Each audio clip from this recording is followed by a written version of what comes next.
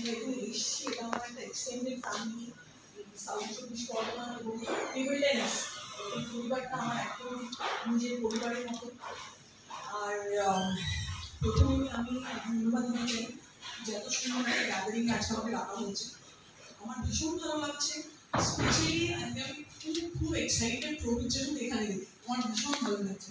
প্রবীর জেঠু, মিহির স্যার এবং আমার প্রচুর পরিচিত সিনিয়ররা যাদের দেখে আমার বড় হয়েছে, এখানে স্বপনদা বসে আছে, এখানে কিশোরদা বসে আছে, আমার ভীষণ প্রিয় লোকজন এখানে এসেছে, আমার খুব ভালো লাগছে। আমার স্পেশালি আমার ফেভারিট জুনিয়ররা যাদের নিয়ে আমার অনেক স্বপ্ন ভবিষ্যতে, তারা এখানে এসছে, আমার ভীষণ ভালো লাগছে। আমি দু একটা কথাই বলতে চাই।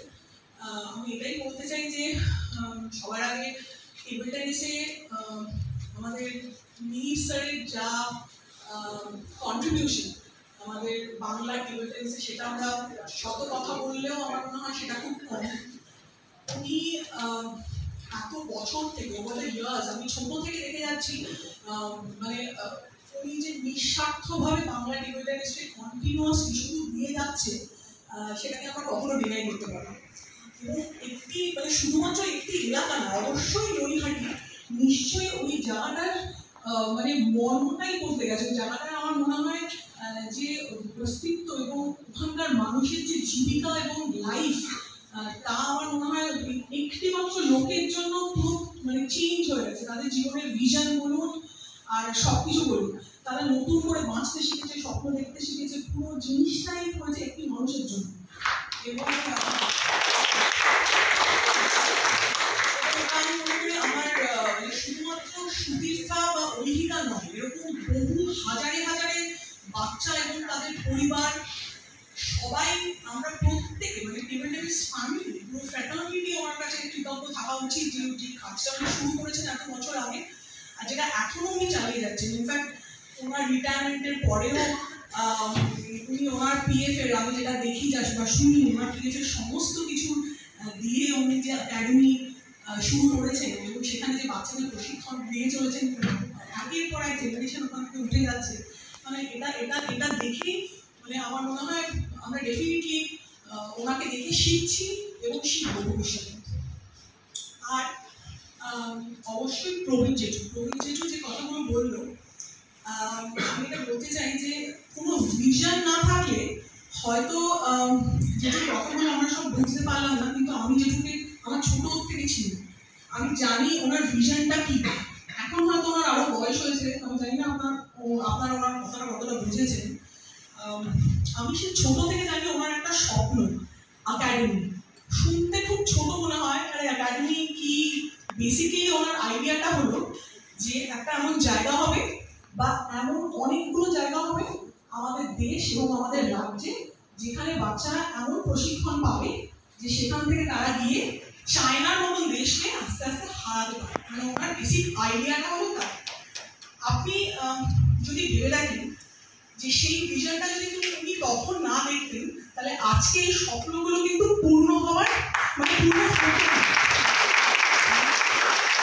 সেই জিনিসটাই কিন্তু কোথাও না কোথাও আমার মনে হয় আমরা এক্সিকিউট করছি in some way or the other. মানে ছোট বড় সবভাবে আমরা চেষ্টা করছি বাচ্চাদের মানে, আর সব থেকে জিনিস আমি একটা জিনিস মিস আউট করছি। আমার মনে হয় এই সময়টা তো অবশ্যই ইন্ডিয়ান টেবিল টেনিসের গোল্ডেন টাইম চলছে এবং আরো ভালো টাইম আসতে চলেছে।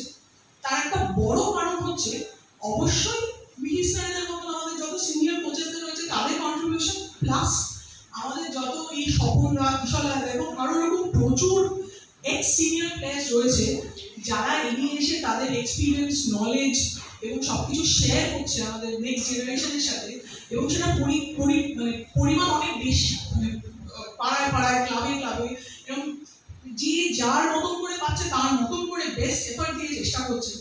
এটাতে আমার মনে হচ্ছে এই চেঞ্জটাই কোথাও না কোথাও আমাদের রেজাল্ট দিচ্ছে এবং ভবিষ্যতে আরো অন্য জায়গায় নিয়ে যাবে। এবং এই যে জেঠুর স্বপ্ন যে টেবিল টেনিস একাডেমি বাচ্চাদের ঠিকঠাক করে প্রপারলি, অবশ্যই যে প্রপার টেকনিক্যাল ট্রেনিং, তার সাথে সাথে মেন্টাল ট্রেনিং, জেঠু যেটা বলেছিল, যেটা এত ইম্পর্টেন্ট। আজকে সুদীর্ঘা ঐহিকা দিয়ে চায়না থেকে চাইনিজ যে ওয়ার্ল্ড নম্বর 1 তাদেরকে হারিয়ে আসছে, সেটার পেছনে সবার আগে কাজ করা হচ্ছে বিলিফ সিস্টেম। যখন আমরা খেলতাম, আমাদের মধ্যে ন্যাশনাল টিমের হয়ে বহুদিন খেলেছি, সবার আগে যেটা আমরা ল্যাক করতাম, আমার মনে হতো এই বিশ্বাসটা নিজের উপর, যেটা কি আমরা পারবো। আরে আমাদের ওয়ার্ল্ড নাম্বার 1 এর সাথে পড়েছিলাম, আমরা খেলতে পারছি, ওদের সাথে খেলতে সুযোগ পেয়েছি, এটাই আমাদের কাছে অনেক। কিন্তু বহু দিনের এই যে মানসিক প্রস্তুতি এবং মেন্টাল ট্রেনিং, এগুলো করে করে করে করে আজকে এই চেঞ্জটা, এই মেন্টাল চেঞ্জটা তাদের মধ্যে এসছে, বিলিফ সিস্টেমটা এসছে যে না, তারাও মানুষ, রক্ত মাংসের মানুষ, আমরাও মানুষ, তারা যদি পারে আমরাও পারবো, এবং তারা সেটা করে দেখাচ্ছে। অবশ্যই আমার মনে হয় নেক্সট জেনারেশন সো ব্রাইট, আমরা এখান থেকে যে কোথায় স্কাইজ দ্য লিমিট আমার এটা মনে হয়। আর last but not the least আমি এটা বলতে চাইবো, আমরা যখন অবশ্যই টেবিল টেনিস, আমার হাজবেন্ড সৌম্যদীপ পেল, আজকে আসতে পারিনি ওর শারীরিক অসুস্থতার জন্য, আমাদের দুজনের স্বপ্ন টেবিল টেনিস। এবং আমরা এছাড়া আমরা কিছু জানি না, যে যখন আমরা নিজেরা প্রফেশনাল টেবিল টেনিস থেকে আস্তে আস্তে সরে আসছি, তখন আমরা ভাবছি যে সৌম্যদীপ ডে 1 থেকে ওয়াজ ভেরি শিওর যে ও টেবিল টেনিস মানে সবসময় ও শেখাবে, নেক্সট জেনারেশনকে ও যেটা জানে ও সবসময় সেটা শেয়ার করতে চায়, কিন্তু কোথায় কীভাবে। অনেক দিন ভাবতে ভাবতে ভাবতে আমাদের সবার আগে মনে হয়েছে একটা লোকের কথা, আমাদের যে সিদ্ধার্থ বলে যে লোকটা, এই মানুষটার মতন মানে বোধহয় আমার লাইফে আমি ওনার মতো মানুষ খুব কম দেখি। আমি মনে করি সৌম্যদীপ আর আমি খুব ফর্চুনেট, এবং আমরা হয়তো আগের জন্য খুব ভালো কিছু করেছি, তাই জন্য ওনার মতন একজন মানুষের সাথে আমাদের পরিচয় হয়।